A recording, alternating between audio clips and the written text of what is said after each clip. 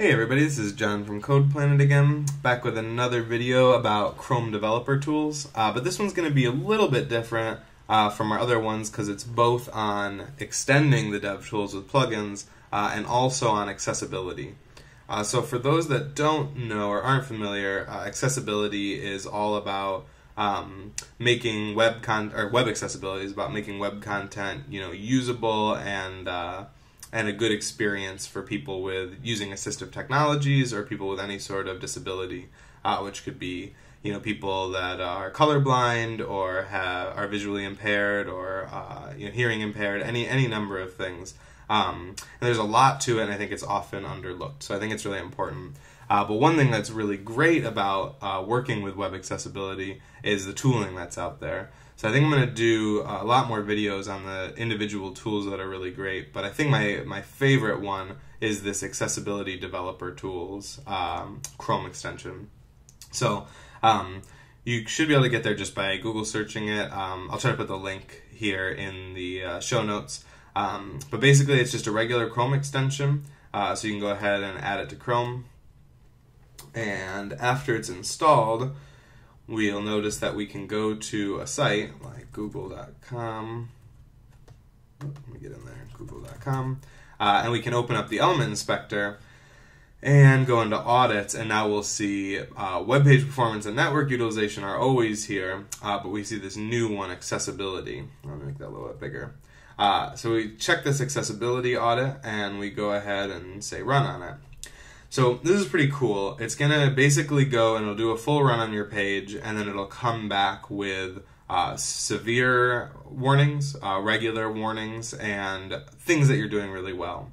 And you can run this on any site. So I'd really recommend, like, if you were looking to just dip your toe in the water with accessibility, just get a little bit started, I would recommend downloading this, installing it, and then running it on any web properties that you own.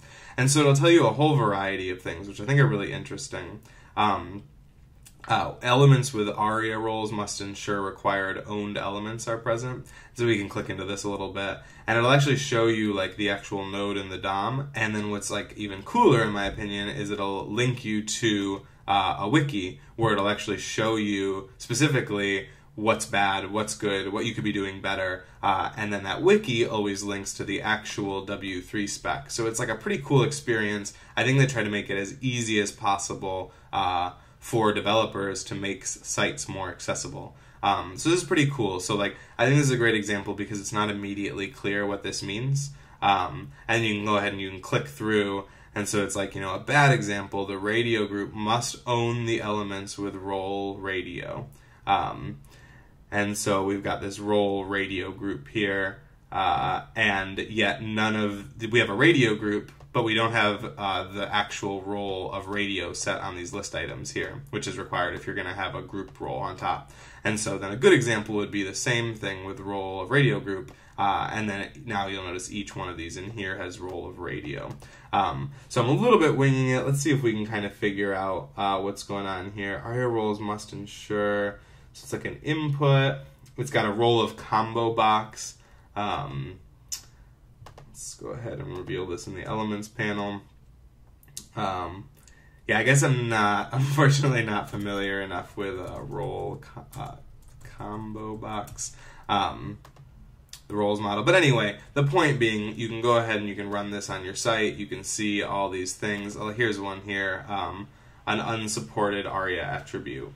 So you can go ahead and you can click here and see what the linter's doing, and you can see what, oh, okay.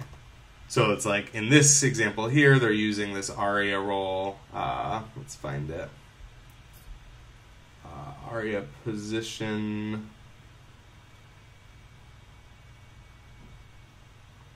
I haven't seen that one, but either way, it's making sure that the role that you're using here is acceptable by that element or acceptable at all. So I think if we went through here and we took these roles, it's got to be one of them, whether it has pop-up, expanded, label, one of those can't be applied to an anchor. And so I think, if we knew the site a little bit better, we could easily go through and figure out which one that is and attach it. ARIA, these are both ARIA problems, and ARIA stands for Accessible Rich Internet Applications, and I think like the best kind of introduction is if you search the MDN for ARIA, the Mozilla Developer Network. They have like a really, really great intro on like getting started with ARIA, what it means, what the history is, and essentially it's a meta language. It works within HTML, and it kind of lets you communicate with assistive technology. So you can say like, if somebody's using a screen reader and they can't see and they hit this element, please let the user know that it's clickable. It's a button. You should click on it. Things like that. So this is pretty great. One thing I don't see here, but I've seen in the past, let's see if I can find a site. I know I had this problem on my site.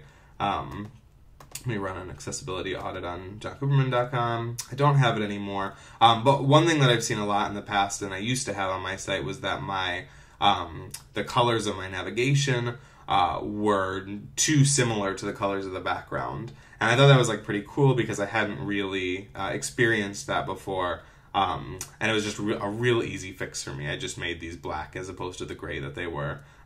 So it's a really, really, really great test. It'll run all these great things and feedback if your site is accessible or if there's areas for improvement. So once again, I'll put the link to the plugin in the show notes.